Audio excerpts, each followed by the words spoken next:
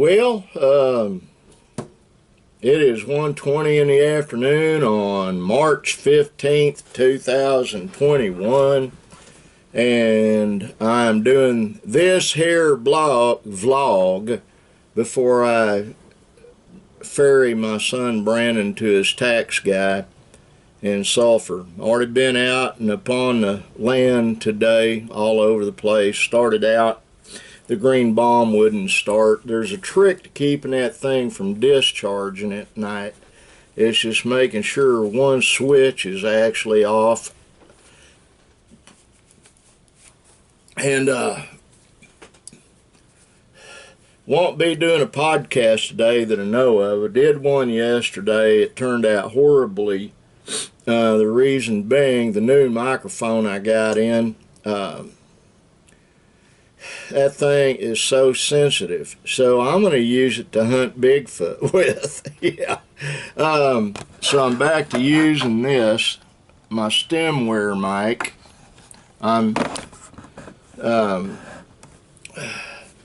It's an old one but good one. The expensive stemware mic I gave to my son Brandon. I've got to work on a computer for him later this afternoon.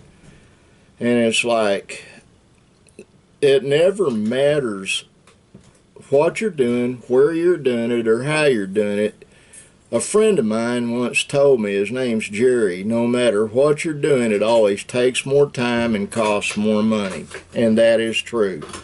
I think that's the nature of life, actually. Got to get a sip.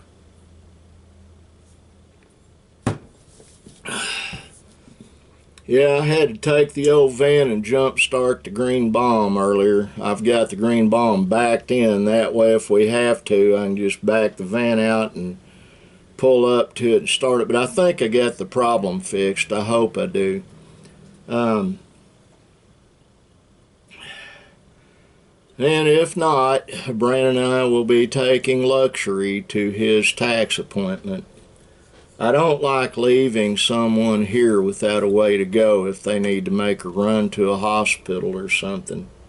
And I'm waiting for a phone call from the city of Ardmore to find out how much it's going to cost me to go ahead and rent a pavilion for one day for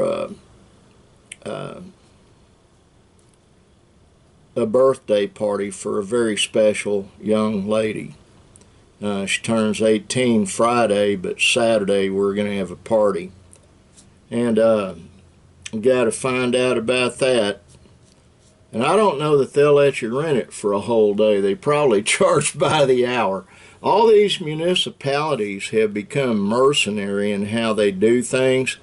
It's sad, but it's true. They have to keep everyone paid and to keep growing, quote unquote. When I was in law enforcement, we always had to present a budget that was bigger than last year's, or we would lose what funding we had. And it's kind of that way in all government agencies. It's sad it's that way. You think they would reward being frugal, but frugality doesn't always have a place in government. It hardly ever has a place in it. And that is the unmitigated truth, unvarnished truth about it.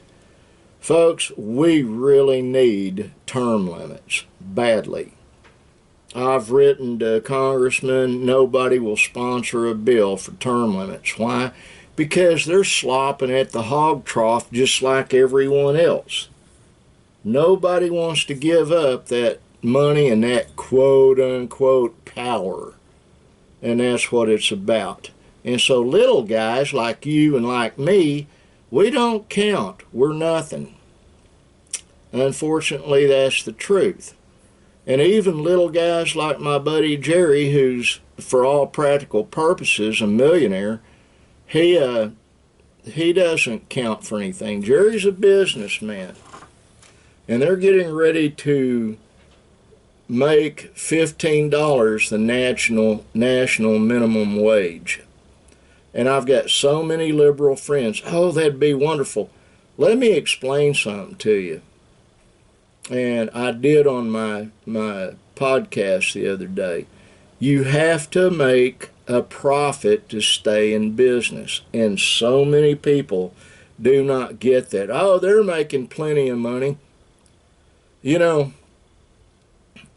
one of the biggest failures as a startup business is when somebody that is a mom and pop organization puts in a restaurant, because they don't adequately investigate what it takes to keep it rolling.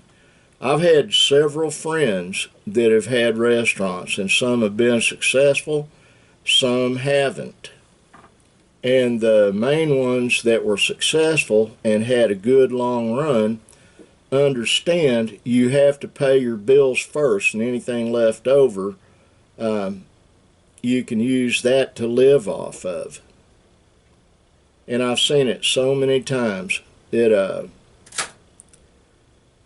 I've had so many friends go belly up when they thought they had a new slant on putting a restaurant in. The number one thing you got to have is you've got to have a good product on any business. You have to have good food in a restaurant. You got to have friendly staff, and you have to know how to manage the pennies, because if you don't, they will manage you. It's the same thing on everything you do. I do have a couple of businesses, and I pay attention to them, and that's how I keep solvent. And when there becomes a cancer in a business, you have to cut that cancer out. You have to manage your money, or your money will manage you. And I've known so many people that have had a business and they've not slept at night. I even knew one guy that committed suicide because he got himself in so hard on a business, he saw no way out, and he did not want to give up anything he had, living way beyond his means. So, boom. And unfortunately, I had to work the homicide. It was in Oklahoma City back in the late 80s. Broke my heart. But Rodney did not understand, and I won't give his last name, but he did not understand. Or maybe he did understand, but just didn't want to believe it. When you have a restaurant or any business and that money starts coming in, that's not free money. You can't just go to spending it.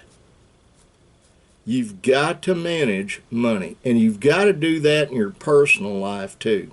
A lot of people do not understand that, and that is why I know oodles of people that are one step away from being homeless because they did not pay attention. They had to have a new car, or a newer or shinier car. They had to have a big screen TV, even if they had to make payments on it. They had to have a big living room set that is just as fancy as it could be. They had to have everything new, shiny, and comfortable. And I've had oodles of friends that have filed bankruptcy. I've got some friends that are homeless now. There's nothing I can do about that. I can't help them. You can't help a drowning man sometimes, because he'll pull you down with him. Now, I have saved people from drowning. I'm an extremely proficient swimmer, even old and fat. I was trained to be a swimmer. But there's a saying that only the strong can help the weak, and that is pretty much the truth. But that does not mean one thing. It doesn't mean you don't be kind to anybody. A lot of times, just being kind to someone is like throwing them a life preserver. It really is. Kindness is never a mistake, folks. It just isn't. I have people telling me that I don't know what I'm talking about about being kind to everyone. Kind to everyone doesn't mean you put yourself in harm's way to help someone else. But just a kind word, a word of encouragement, even prayers that they know nothing about, is in fact kindness. Now, I got to get off of here, load this thing up, got to take care of stuff. Mom, John, I love you with all my heart. Michael, Paul, I love you with all my heart. Chris, I'm still praying for you. My buddy Monty, I've been praying for you too, and I figure you have been for me.